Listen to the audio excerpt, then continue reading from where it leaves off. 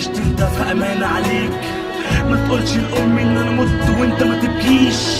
لو كنت على بلاد السمرة وسعري بقى كام الف جنيه، انا اصلا ميت بالفطرة عشان غيري يعيش. سيب لامي الشنطة وامشي، سيب لها كشكول حياتي اللي غرقان بدمي ومكتوب فيه كل حكاياتي.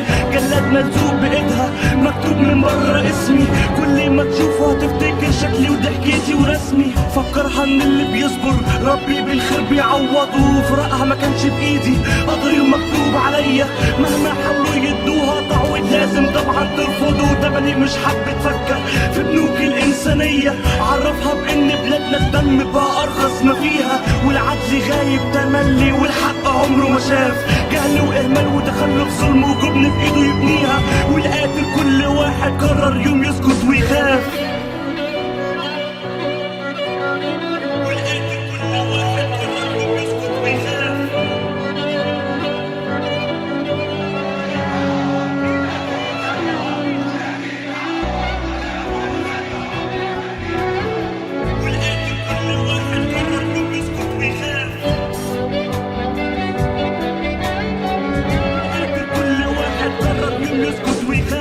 عايز تدفع لأمي كام بدل عمري اللي اتسرق، تعويض سهر أو قلق ادولها تمني بالورق، دفعته تمني كام شيء بدون رصيد أحلام، بدل شقة أو وجع في قلبي من حزن اتحرق. أنا كنت الأول دايما، أنا أول واحد مت، أمي استلمت شهادتي بس المرة دي وفاة.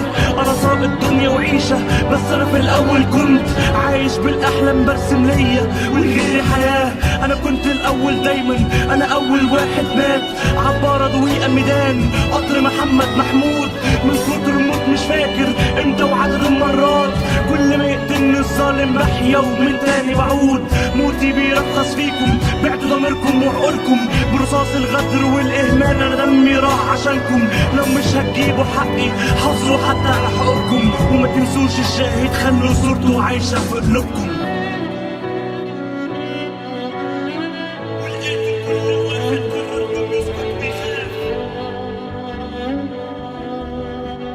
والقاتل كل واحد قرر يوم يسكت ويخاف.